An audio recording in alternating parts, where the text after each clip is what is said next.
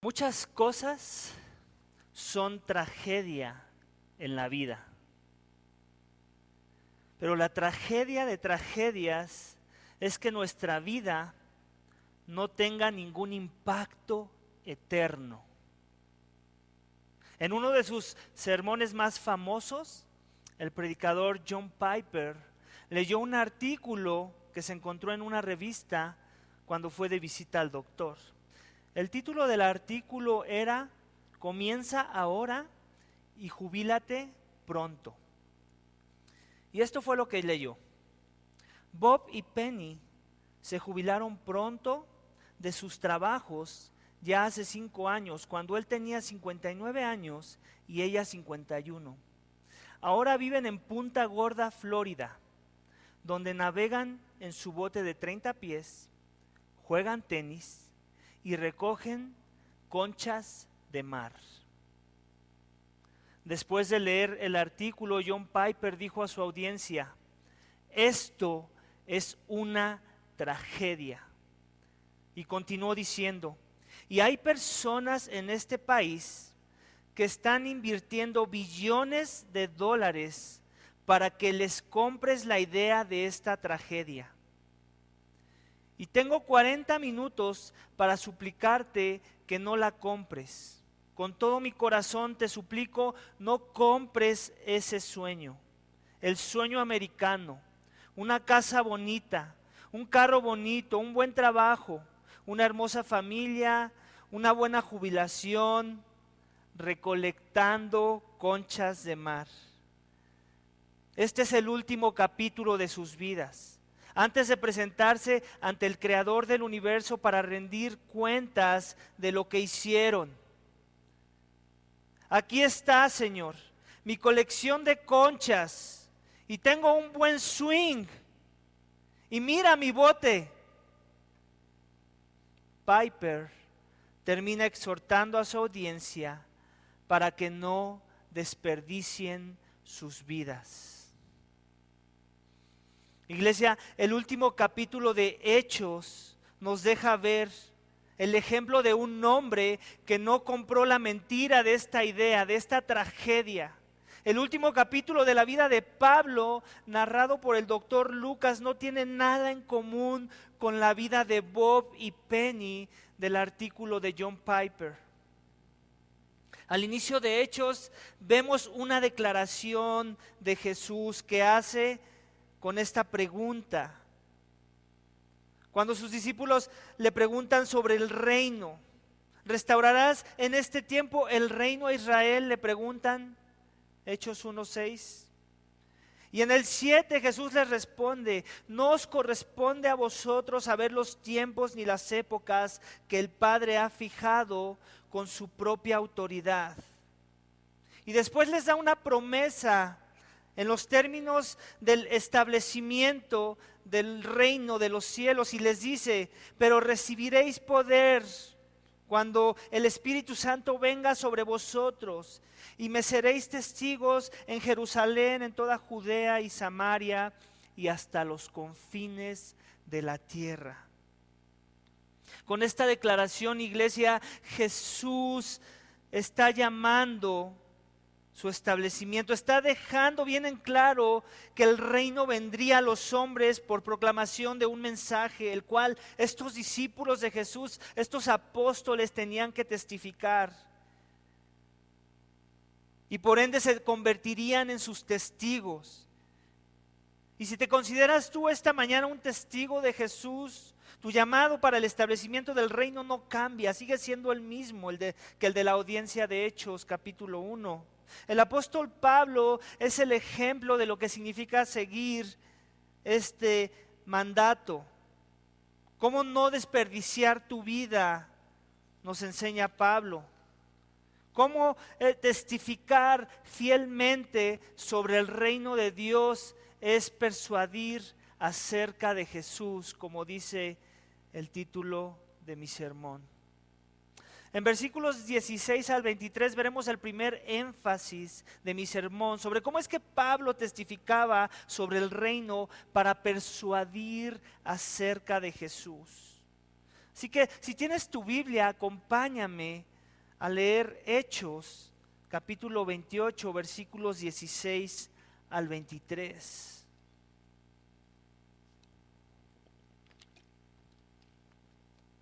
Dice, cuando entramos en Roma, el centurión entregó los presos al prefecto militar, pero a Pablo se le permitió vivir aparte con el soldado que lo custodiaba. Y aconteció que 3 días después Pablo convocó a los principales de los judíos y cuando se reunieron les dijo: hermanos, sin haber hecho yo nada contra nuestro pueblo ni contra las tradiciones de nuestros padres, desde Jerusalén fui entregado preso en manos de los romanos, los cuales, cuando me interrogaron, quisieron ponerme en libertad, pues no encontraron causa para condenarme a muerte. Pero cuando los judíos se opusieron, me vi obligado a apelar al César, pero no porque tuviera acusación alguna contra mi pueblo. Por tanto, por esta razón, he pedido veros y hablaros, porque por causa de la esperanza de Israel llevo estas cadenas. Y ellos le dijeron: nosotros ni hemos recibido cartas de Judea sobre ti, ni ha venido aquí ninguno de los hermanos que haya informado o hablado algo malo acerca de ti.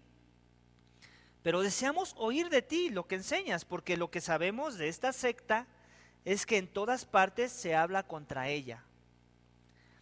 Y habiéndole fijado un día, vinieron en gran número donde él posaba, y desde la mañana hasta la tarde les explicaba, testificando fielmente sobre el reino de Dios, y procurando persuadirlos acerca de Jesús, tanto por la ley de Moisés como por los profetas.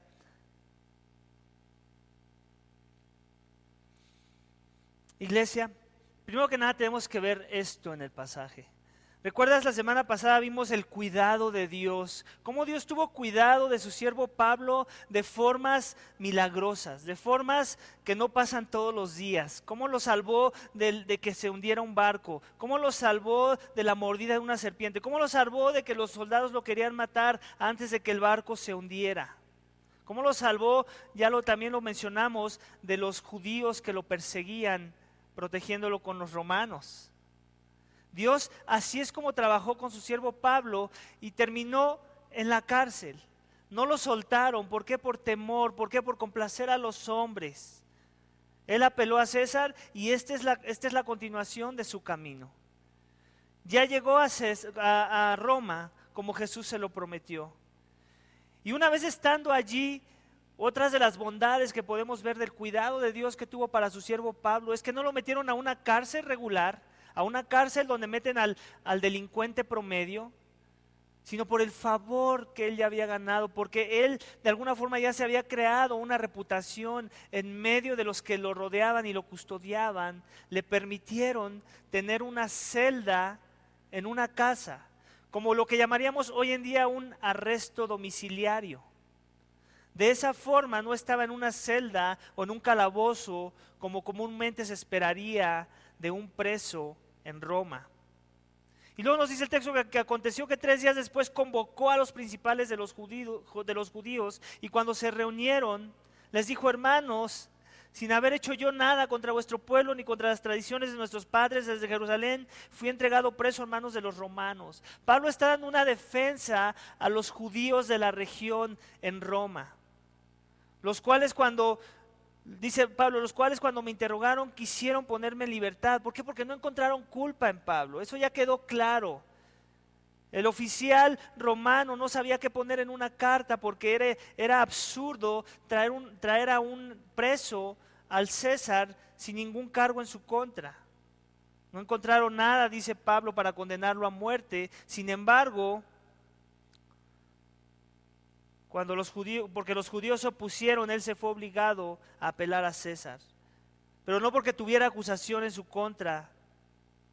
Por tanto, por esta razón he pedido veros y hablaros, dice Pablo, porque por causa de la esperanza de Israel llevo estas cadenas. Pablo va a aprovechar su arresto domiciliario como una plataforma para el evangelio, para continuar predicando a Cristo. Pablo estaba preso, pero no la palabra. Y ellos le dijeron: nosotros ni hemos recibido cartas de Judea sobre ti, ni ha venido aquí ninguno de los hermanos que haya informado o hablado algo malo acerca de ti. Esto es interesante. La semana pasada mencionamos cómo es que había un celo por la religiosidad, cómo el celo llegaba tanto que a pesar de que ya Pablo llevaba 2 años en la cárcel, en cuanto cambiaron de gobernador, en cuanto Félix fue reemplazado, ellos continuaron persuadiendo al gobernador para matar a Pablo, para que Pablo fuera traído a ser juzgado a Jerusalén. Y en este caso, los judíos de Roma no saben de Pablo, no saben nada malo de él, saben de la secta, o lo que quieren llamar ellos secta del cristianismo, pero no conocen nada malo que tengan que traer en contra de Pablo. Y la única razón que se me ocurre pensar en este momento es porque seguramente Pablo partió antes que cualquier enviado de Jerusalén para traer acusaciones en contra de Pablo. Esa puede ser una opción. La otra opción puede ser que también ellos se dieron cuenta que era inútil ir a traer cargos en contra de Pablo ya en un tribunal más alto, como en este caso sería el tribunal de César. No se querían arriesgar a tal vez ser ellos los que iban a terminar en una hoguera o decapitados. Pablo continúa, le dice, y ellos le dicen: no nos han informado nada acerca de ti, pero deseamos oír de lo que enseñas, porque lo que sabemos de esta secta es que en todas partes se habla contra ella. Entonces, de alguna forma hay una cierta curiosidad de la audiencia de Pablo. Y Pablo no va a desaprovechar la oportunidad que ellos le están presentando al mostrar un cierto interés en el evangelio de Pablo, en la doctrina de Pablo, la cual ellos conocen hasta el momento como una secta. Y habiéndoles fijado un día, en el 23 nos dice, un gran número a donde él posaba, y desde la mañana y habiéndole fijado un día, vinieron en gran número a donde él posaba, y desde la mañana hasta la tarde les explicaba, testificando fielmente sobre el reino, procurando persuadirlos acerca de Jesús, tanto por la ley de Moisés como por los profetas. Pablo va a iniciar su proclamación del evangelio, y no lo hizo en 1 hora como lo vamos a hacer ahorita nosotros. Él se tomó desde la mañana, dice el texto, hasta la tarde, persuadiendo a su audiencia. ¿Cómo? Con el Antiguo Testamento. Recordemos que la Biblia de Pablo no era la carta a los romanos, no era la carta a los filipenses, no era el libro de Apocalipsis. Él tenía su Torá, él tenía los libros de la ley, él tenía los profetas, él tenía los libros de sabiduría, los salmos. Eso era lo que Pablo usaba para persuadir a su audiencia. ¿De qué? Del reino. Así es como él testificaba, ya lo hemos dicho antes. Su predicación de Pablo era basada en el Antiguo Testamento, pero con un enfoque cristocéntrico. ¿Y de dónde sacó esa idea Pablo? Bueno, primero que nada, recordemos que él tuvo un encuentro con Jesús. También recordemos que Jesús lo discipuló. Recordemos, por ejemplo, lo que dice el Evangelio de Juan, cuando Jesús hablaba en Juan 5:39 y les dice a los fariseos: examináis las Escrituras porque vosotros pensáis que en ella tenéis vida eterna, y ellas son las que dan testimonio de mí. Entonces, Pablo estaba enterado de esas palabras de Jesús. Pablo sabía que Jesús decía que las Escrituras de las que hablaba Jesús, que también era el Antiguo Testamento, dan testimonio sobre Jesús mismo. Y no solo eso, en el Evangelio de Lucas 24:27 también vemos un testimonio de los discípulos. Cómo es que Jesús los discipulaba, y el texto nos dice que Él les abrió el entendimiento para ver cómo es que el Antiguo Testamento, desde los profetas y de Moisés, hacían referencia a Jesús. Entonces Pablo le copió a Jesús de alguna forma. Pablo era la forma en la que presentaba a su maestro, la misma forma en la que su maestro se presentaba a sí mismo por medio de las Escrituras. Dice en Lucas 24:27, y comenzando por Moisés y continuando con todos los profetas, les explicó lo referente a él en todas las Escrituras. ¿Qué más pudo haber hecho Pablo? Bueno, pues seguramente los llevó desde el inicio, desde Génesis 3:15. y pondré enemistad entre tú y la mujer, entre tu simiente y su simiente. Él te herirá en la cabeza y tú lo herirás en el calcañar. ¿Qué está haciendo Pablo? Desde el Génesis está mostrando la promesa que Dios da a Adán y a Eva sobre cómo va a venir uno que es la simiente de la mujer a aplastar la cabeza de la serpiente. También vemos Mateo 24-27 que nos dice: porque como en los días de Noé, así será la venida del Hijo del Hombre. Estas son palabras de Jesús. Él está haciendo referencia al Génesis también, en particular al evento de Noé, el evento de la destrucción de todo lo que habitaba la tierra, donde el paralelismo es el juicio que está haciendo Jesús ahí, que hubo en ese entonces. Está haciendo un paralelismo con el juicio que traerá el Hijo del Hombre en su segunda venida. También está haciendo un paralelismo de la mejor salvación que hay. La salvación que provocó el arca, Jesús representa una mejor salvación para la humanidad si creen su palabra, si se arrepienten y confían en Jesús. Génesis 22-18 pudo haber sido otro ejemplo de a dónde los llevó Pablo. Y en tu simiente serán bendecidas todas las naciones de la tierra, porque tú has obedecido mi voz. Esta es una promesa que Dios da a Abraham, el padre de la fe. Y le dice que en su simiente serán bendecidas todas las naciones de la tierra. Y todos sabemos que el Nuevo Testamento habla de que esa simiente de la que habla es Cristo, el descendiente de Abraham. ¿Recuerdas también que la prueba de fe que tuvo Abraham fue que confió la palabra, confió que Dios proveería un sacrificio cuando le pidió matar a su hijo Isaac? ¿Y recuerdas quién dio ese sacrificio? No fue Abraham. El niño no tuvo que morir. Dios proveyó el sacrificio. Dios proveyó un carnero, y fue el carnero una sombra de un mejor sacrificio que iba a venir, que en este caso es el Cordero de Dios que quita los pecados del mundo, Cristo Jesús. También seguramente les mostró en esta predicación Pablo cómo es que Jesús es mayor que el pacto de la ley, Jesús es un mejor éxodo, culminando con la liberación y redención del pecado de los hombres. También les pudo haber mostrado cómo Jesús es un mejor descanso que el sábado. En Mateo 11:28 dice: venid a mí todos los que estáis cansados y cargados, que yo os haré descansar. Jesús es nuestro verdadero descanso. El sábado que se instituyó en la ley de Moisés era una sombra del verdadero descanso que íbamos a encontrar en Jesús.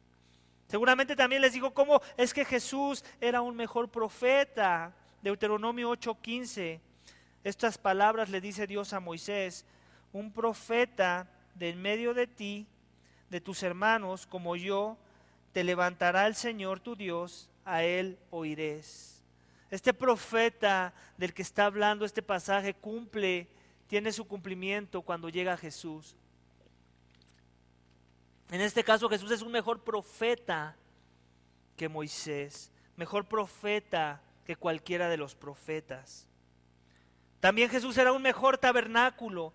Jesús vino a morar entre nosotros. El tabernáculo que Dios instituyó en la ley de Moisés, donde la presencia de Dios moraba, era una sombra del mejor tabernáculo, de que el verbo tabernáculo entre nosotros, dice Juan, y vimos su gloria. Gloria como del unigénito del Padre, lleno de gracia y de verdad. Jesús es el verdadero David, segunda de Samuel 7:12-14. Cuando tus días se cumplan y reposes con tus padres, levantaré a tu descendencia después de ti, el cual saldrá de tus entrañas, y estableceré su reino. Él edificará casa a mi nombre, y yo estableceré el trono de su reino para siempre. Yo seré padre para él, y él será para mí hijo. Esta es una promesa que Dios le hace a su siervo, el rey David, y le habla de una descendencia que él va a tener. Un mejor David, un mejor rey, uno que sí iba a traer justicia y paz para el pueblo. Que iba a tener un reino no perecedero, sino un reino para siempre, y el cual será su hijo, Jesús. También seguramente Pablo les habló de cómo es que Jesús es el cumplimiento de las profecías de Isaías, cómo Él es el siervo sufriente del cual habla Isaías en Isaías 53, donde en el 53:5 dice: mas Él fue herido por nuestras transgresiones, molido por nuestras iniquidades, el castigo por nuestra paz cayó sobre Él, y por sus heridas hemos sido sanados. En el 10 dice: pero quiso el Señor quebrantarle, sometiéndole a padecimiento, cuando Él se entrega a sí mismo como ofrenda de expiación. Verá su descendencia, prolongará sus días, y la voluntad del Señor en su mano prosperará. En el 11 dice: debido a la angustia de su alma, Él lo verá y quedará satisfecho. Por su conocimiento, el justo, mi siervo, justificará a muchos, y cargará las iniquidades de ellos. Iglesia, Pablo testificaba de la ley y de los profetas, persuadía las mentes de los hombres acerca de Jesús. Nuestras Biblias, desde Génesis hasta Apocalipsis, son cristocéntricas. Dios la entretejió, los 66 libros, para exaltar a una persona, a Cristo Jesús, a nadie más. No la moralidad que muchos quieren exaltar de la Biblia. No las bendiciones que muchos quieren exaltar de la Biblia. Con todo y que la Biblia tiene su moralidad, sí, no la estamos negando. Tiene bendiciones, sí, no la estamos negando. Tiene pasajes que de alguna forma ponen como héroes a algunos hombres, pero la realidad de las cosas es que esos héroes siempre eran sostenidos por la mano de un Dios todopoderoso, y por eso se ven como héroes, porque últimamente el héroe de la historia es Dios, y Dios lo que quiere al usar todas esas historias, todas esas profecías, todas esas normas religiosas, es gritar a los cuatro vientos: mírenlo a Él, este es mi Hijo amado en quien tengo complacencia. Y eso es lo que hizo Pablo seguramente en esta predicación, de forma que, como dice el primer énfasis de mi sermón, iglesia, cuando nosotros usamos las Escrituras para predicar de Cristo, testifico sobre el reino con la palabra enfocada en Jesús para esperanza. La esperanza de la que habla el texto, por la cual Él llevaba esas cadenas. Por esa misma esperanza, para que los que no han conocido de la palabra, para los que no entienden la palabra de Dios, para los que piensan que la entienden pero no la leen con una visión cristocéntrica, puedan venir a la fe en Cristo Jesús, para que el reino brille en sus corazones y sean ellos ciudadanos de este reino, iglesia. Las Biblias que tenemos en nuestras manos son hermosas. Nos predican un mensaje de amor eterno, de salvación, un mensaje redentor, un mensaje que está orquestado para apuntar a un enfoque en particular, el de una persona. Y es esa persona la que trae libertad a los cautivos. ¿Qué es lo que haces tú con tu Biblia? ¿Qué es lo que predicas comúnmente? ¿Moralidad? ¿Predicas promesas? ¿Predicas juicio? ¿Cuál es el enfoque de tu predicación? ¿Es persuadir las mentes acerca de Jesús?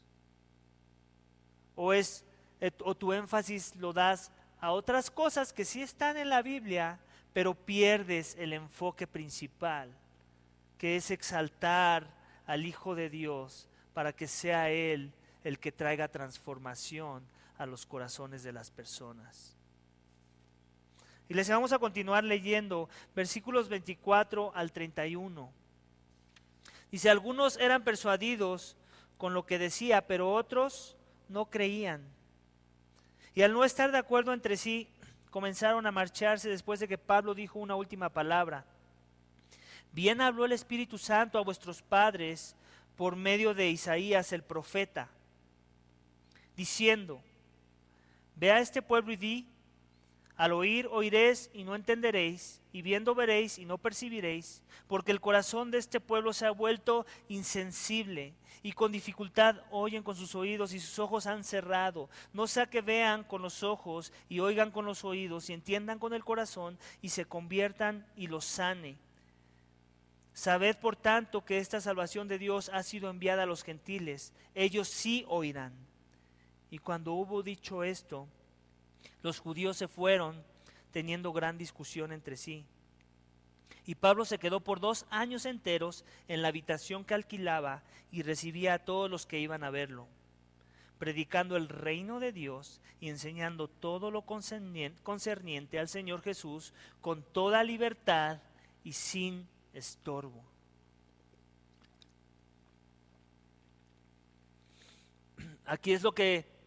Esta es la continuación de lo que sucede. Después de que Pablo hace su exposición de la palabra de Dios, después de que Pablo hace su mejor esfuerzo en presentar a Cristo desde las Escrituras para que los judíos de la época, los judíos de la región, pudieran identificar que el Mesías ya había llegado, que la promesa de Dios ya había sido cumplida, que la esperanza para salvación ya estaba en la mesa. Lo único que tenían que hacer era venir y tomarla. Sin embargo, como lo hemos venido viendo en el libro de Hechos, no nos debería de extrañar. Siempre hay una respuesta, o una positiva y una negativa. Siempre el evangelio viene a dividir. El evangelio no viene a que todos pongamos nuestra señal de amor y paz.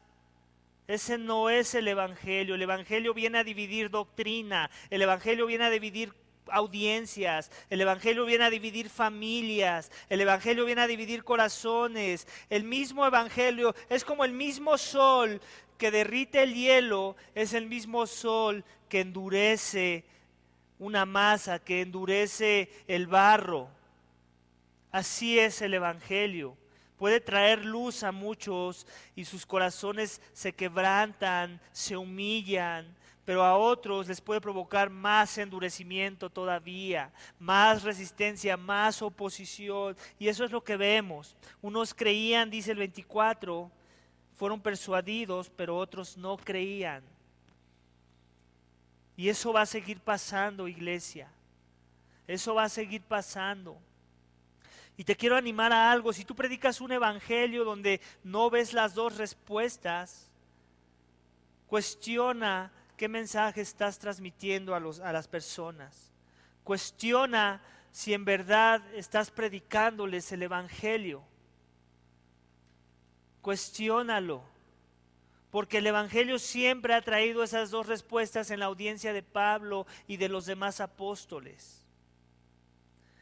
Y el Pablo, al ver la respuesta de muchos de manera negativa, me atrevo a decir, aunque no lo dice el texto, que eran la mayoría, él les da estas palabras del profeta Isaías.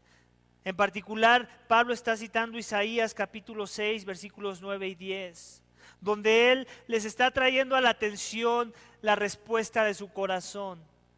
Como que lo que su corazón está actuando, cómo su corazón se está manifestando, ya había sido profetizado, al igual como había sido profetizado todas las otras cosas que les compartió Pablo referente a Jesús. Y de alguna forma también se los deja como una forma de advertencia, de que no vivan engañados. Les está diciendo, ustedes están escuchando la verdad y han cerrado sus oídos a la verdad. Ustedes están viendo a Cristo en las Escrituras y han decidido taparse los ojos. Ustedes, sus corazones están endurecidos. Se ha vuelto insensible su corazón. Tiene como un callo, se han hecho capas de dureza en su corazón. Eso es lo que Pablo les está diciendo. Y no nada más le está diciendo eso, le está diciendo, y por eso es que Dios lo diseñó así. Porque en su endurecimiento va a haber otros que sí van a escuchar. Y no son ustedes, oh judíos, no son ustedes que se creen linaje de Abraham, hijos de David, no son ustedes, sino van a ser los gentiles. Ellos sí oirán, dice el versículo. Ellos sí oirán. Sus corazones estaban endurecidos para recibir la salvación que viene por oír el mensaje del Evangelio. Pero va a haber otros que sí van a escuchar el mensaje y lo van a recibir con gozo. Ellos sí oirán. El mensaje del Evangelio, el mensaje de la gracia de Dios, de que Dios tenía hostilidad en contra de la raza humana por culpa de nuestro pecado. El mensaje que dice que por nuestro pecado hemos sido separados de la gloria de Dios y que lo único que puede restaurar esa relación entre Dios y nosotros para que tengamos paz con Dios es si Él hace algo en nuestros corazones. Es si Él transforma nuestros corazones de adentro hacia afuera. Es si Él quita ese corazón de piedra, lo arranca y pone uno nuevo, uno de carne, un espíritu nuevo que ahora va a buscar de las cosas de Dios. Porque en nuestro pecado no podemos buscar las cosas de Dios. Nuestro pecado, dice la Biblia, que nos ciega. No solo nos separa, nos ciega. Así que si en este momento que me escuchas en la pantalla y piensas que no tienes pecado, la Biblia dice que eres un mentiroso. Todos pecamos. Que el que dice que no tiene pecado, la verdad no está en él. Y si el pecado te separa de Dios, y la Biblia también enseña esto, que no hay forma de pagar ese pecado, no hay forma humana, no hay medio humano, no hay cosa que yo pueda hacer para pagar esos pecados. ¿Por qué? Porque contra quien he pecado no es cualquier persona, es el Creador, es el que me creó, es el que demanda lealtad perfecta, es el que demanda que yo sea un súbdito perfecto, y no lo hemos sido ni tú ni yo que me miras. Hemos caído de la gracia. Hemos fallado del estándar. Ese es el pecado, es lo que nos esclaviza. Y por eso vivimos vidas amando más las cosas de este mundo que a Dios. Amando más a nosotros mismos que a Dios. Pero Dios en su misericordia envió a su Hijo Jesús, el Cordero de Dios que quita los pecados del mundo, el hombre perfecto, el Dios hombre, el Dios de los cielos que se hizo carne y vino a este mundo a vivir la vida perfecta que ni tú ni yo pudimos vivir. Y no solo vivió la vida perfecta en tu lugar, en mi lugar, sino que pagó la muerte que nosotros merecíamos en una cruz. Esa misma muerte que declara a Dios justo al castigar al que comete iniquidad. Pero también la Biblia dice que Él resucitó al tercer día y que esa resurrección demuestra que Él venció la muerte, que Él no se podía quedar en la tumba, que Dios cumple sus promesas de vida eterna por medio de la resurrección de Jesús. Y todo aquel que confía en ese mensaje, que Jesús tomó mi lugar, que Jesús me dio su lugar, y que ahora Dios me trata como Jesús, porque ahora me trata con la justicia de Jesús, con la obediencia de Jesús, con la rectitud de Jesús, con la fidelidad de Jesús. Ese es el evangelio de la gracia de Dios que viene por medio de la fe. Fe en ese mensaje redentor, fe en la obra redentora de Cristo Jesús. Ese es el evangelio que los judíos no querían creer. Ellos preferían seguir confiando en sus obras, obras de la carne, obras con manos de hombres, querer complacer a Dios con las cosas que Él nos da, por favor. ¿Acaso tengo algo yo que Dios no me haya dado, que después le quiero regresar para decirle: Dios, ¿con esto me justificas? Es un absurdo. Dios lo ve como un absurdo. Dios lo ve como una ofensa. ¿Cómo me atrevo a pensar que hay algo que yo puedo hacer o que hay algo que yo le puedo dar a Dios para que Él no me vea con hostilidad el día que yo muera? Ese es el evangelio que ellos negaron. Pero es el mismo evangelio que otros no negaron, que otros que sí oirán, dice el versículo 28. Y la pregunta que te hago esta mañana es: ¿tú oirás? ¿Tú vas a ser de esos que sí oirán, que no cerrarán sus oídos, que no se taparán los ojos a la verdad, que no van a endurecer sus corazones, sino se humillarán ante el mensaje? ¿Ese serás tú? ¿O le darás la espalda a Pablo? ¿O le darás la espalda al mensaje de salvación, al mensaje de esperanza que habla Pablo? En versículo 31 vemos que Pablo seguía predicando con toda libertad, dice el texto. ¿Qué es lo que predicaba? Lo mismo, el mismo énfasis, no cambiaba su sermón. Él predicaba del reino de Dios y predicaba lo mismo que dice en versículo 23, enseñando todo lo concerniente al Señor Jesús.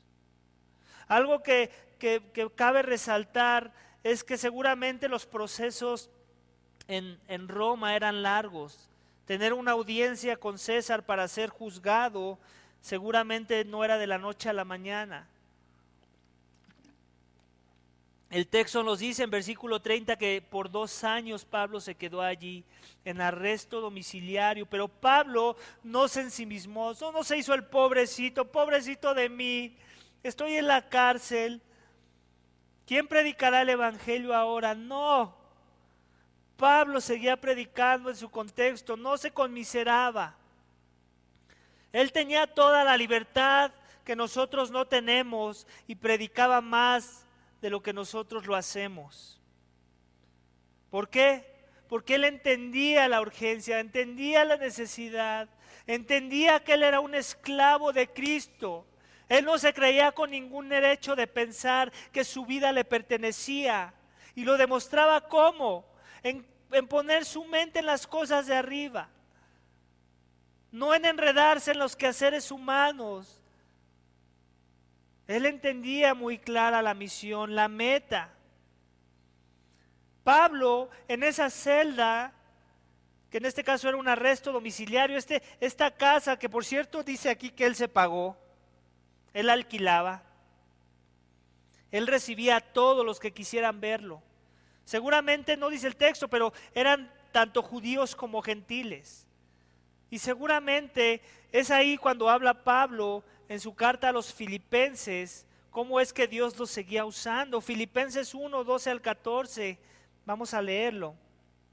Dice, y quiero que sepáis, hermanos, que las circunstancias en que me he visto han redundado en el mayor progreso del evangelio, de tal manera que mis prisiones por la causa de Cristo se han hecho notorias a toda la guardia pretoriana y a todos los demás, y que la mayoría de los hermanos, confiando en el Señor, por causa de mis prisiones, tienen mucho más valor para hablar de la palabra de Dios sin temor.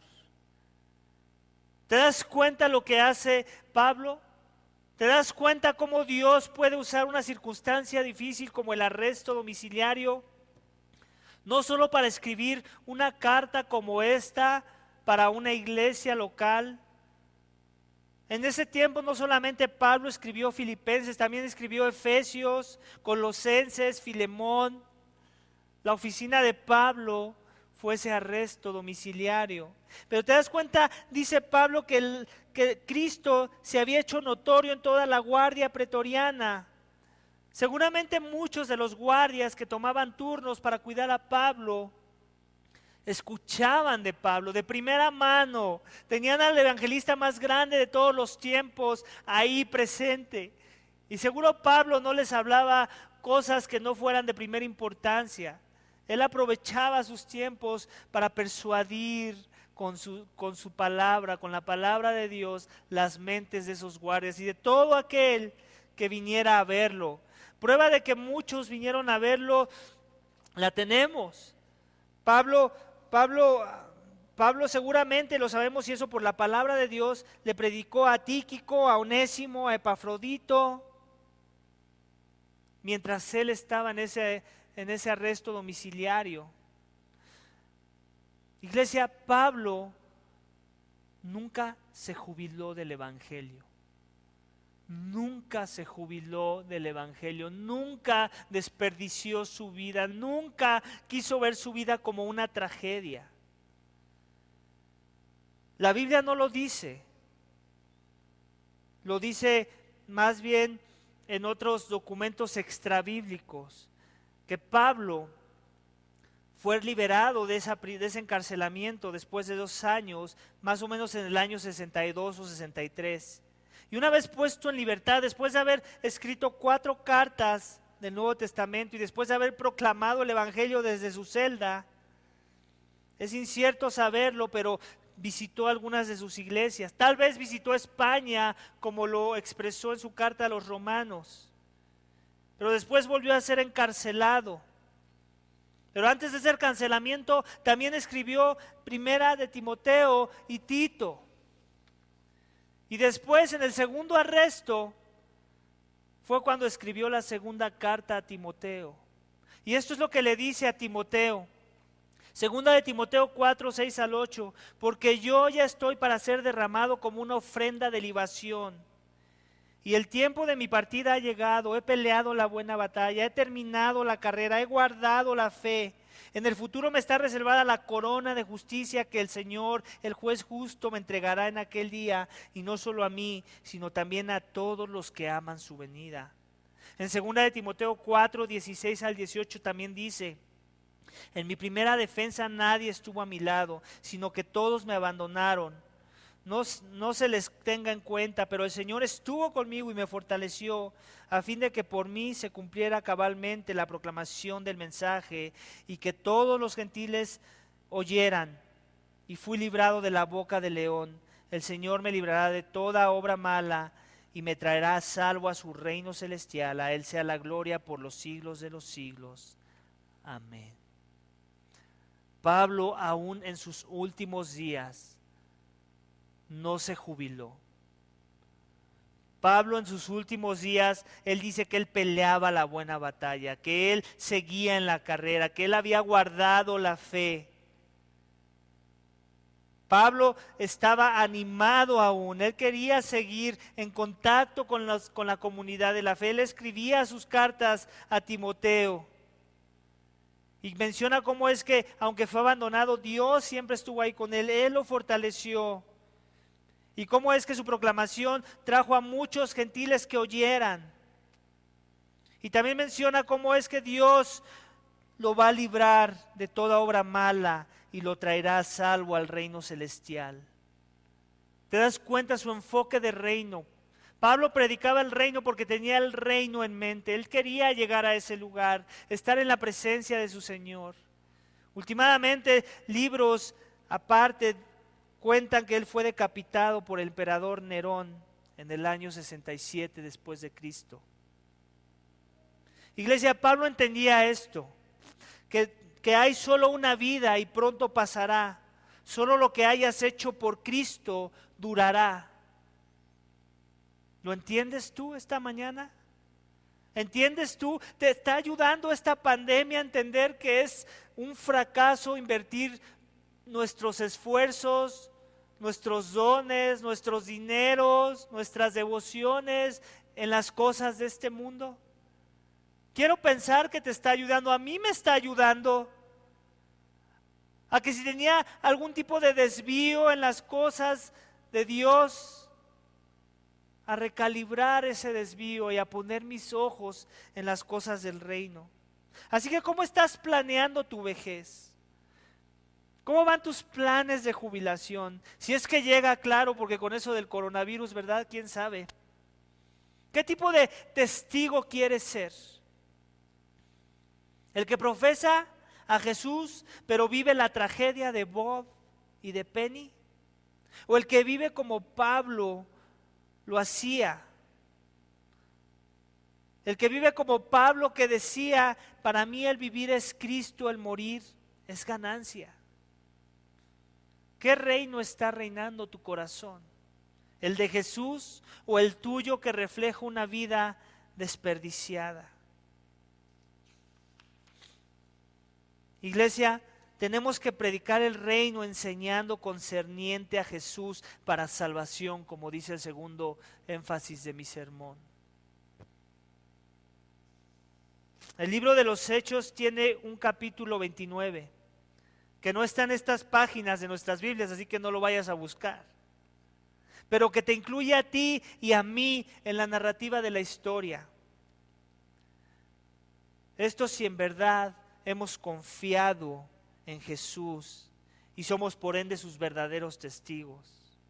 Oremos a Dios, iglesia, para que como Pablo podamos ser testigos fieles sobre el reino de Dios, testigos que persuaden a los hombres acerca de Jesús, para que los hechos de Jesús continúen mostrándose en nosotros, a través de nosotros y hasta los confines de la tierra.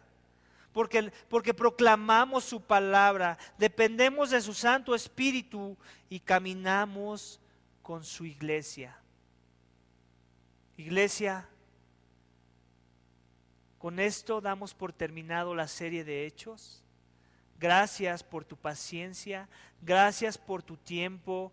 Te animo a que no olvides todo lo aprendido en el libro de Hechos y que si Dios quiere y es su voluntad, cuando regresemos juntos en unidad, presentes, de cuerpo presente como iglesia, traigamos tan vivo, tan arraigado todo lo aprendido en Hechos, que podamos ser la iglesia de Hechos 29, aquella que continúa proclamando el Evangelio, persuadiendo las almas de los hombres y viviendo para la gloria de Dios.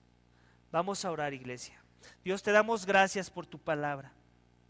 Gracias por el libro de Hechos. Gracias porque Pablo es el gran ejemplo que podemos ver y con el que nos podemos identificar para perseverar en nuestra buena batalla, en la carrera de la fe, en poder ser testigos fieles en tus manos para avanzar el plan redentor. Señor, no vamos a poder solos, te necesitamos a ti, necesitamos la llenura de tu Espíritu, llénanos de él, Señor.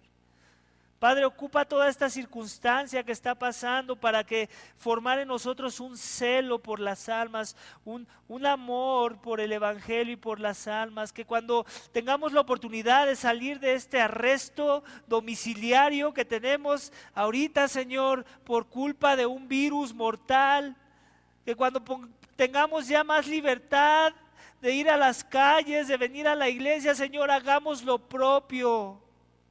Y aún, Padre, en nuestro contexto, ayúdanos a ser como Pablo.